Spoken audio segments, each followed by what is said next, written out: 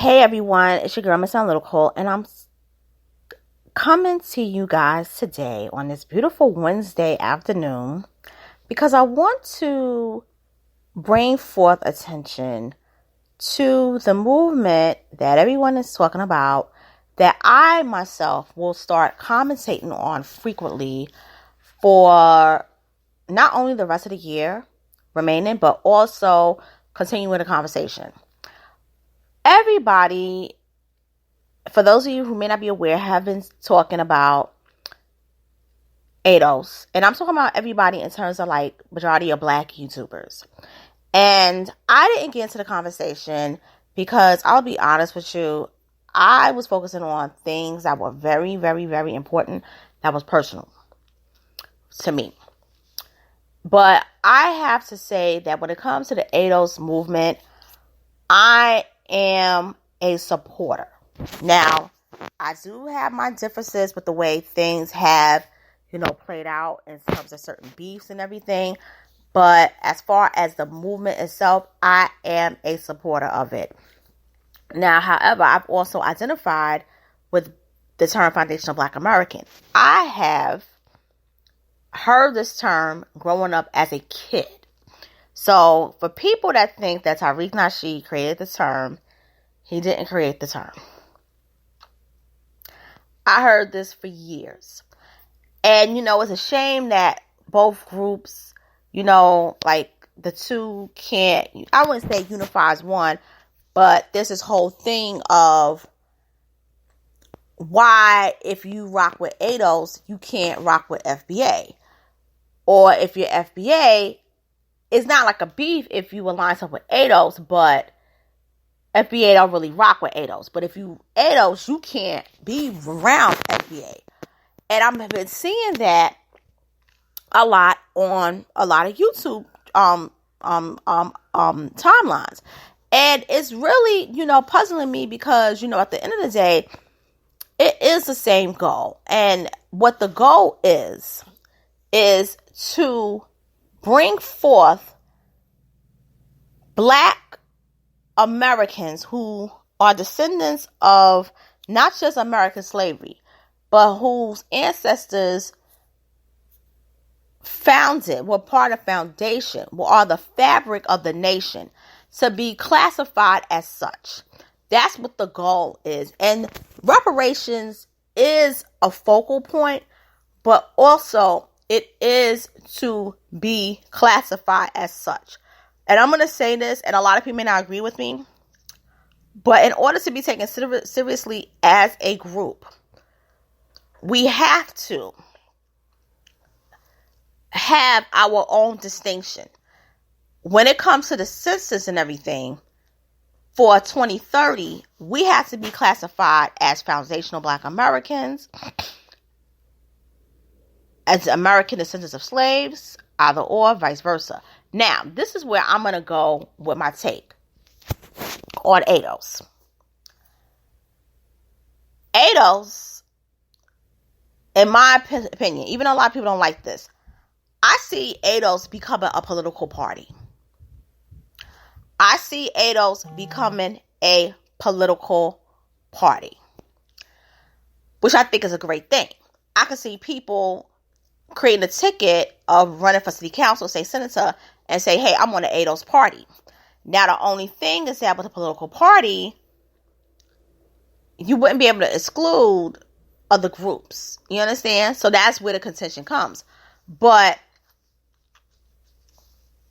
I feel that ADOS has a very, very bright future. Foundational Black Americans, this is who we are. That's not a political group. That's just who we are as people. Foundational Black Americans. I see that being more of a movement to solidify our cultural stance. Like, listen, you ain't going to eradicate us out of America. Because what I see going on in mainstream society is there's this push for Black people who are international. But Black people who are foundational to this country, it's like they're trying to erase us by any means. And so I see FBAs, or people who align us over FBAs, going more for the cultural stance, for the cultural, economic. But with ADOS, it's more political. Now, why can't the two get along? Or why can't you align yourself with both? Now, on Twitter, I see a lot of people like ADOS. And then I see a lot of people like FBA. Then there's some people that's like ADOS, FBA. But those people get questioned a lot because it's like, yo, you can't be both. Like, for instance, I identify with both. But if somebody, I don't want to put myself out there because it's like, I don't want to deal with any piece of like, why you put yourself as both. Now, I have to say that the FBA piece, the people that align themselves with FBA, I gotta give it to y'all on a lot of strength. You guys don't really have this thing of anti-ADOS. But I noticed that ADOS people, that have this thing that's your anti-FBA. And I think that's the only thing that has to just cease for right now. Because that brings it to be where snakes can get involved. Okay? Now, I'm going to say this. And this may rub people the wrong way. But I see people on Twitter talk about their, immigrant allies, particularly from Jamaica. And their allies from, let's say, really from Jamaica, which I find really weird. But yet and still, they can come into the spaces of ADOS. But if a person claims to be FBA, they're not welcome if you claim FBA. And I've seen this on Twitter. And I want people who are both ADOS and FBA to chat and talk about this. Hopefully, one day soon, I could do a hangout session and, we could just all talk about this. Because from my perspective, particularly from New York, I'm happy that both movements started. Because, New York, for the last not 30 years, but the last 25 years, not even, really the last 20 years. Since this millennium, we've been looked upon as a foreign state, particularly NYC. And it's like there's no foundational Black Americans. I found out 4 months ago that it's still, of the Black people that live in New York, of the people that live in New York City, 1.8 million of us are foundational Black Americans.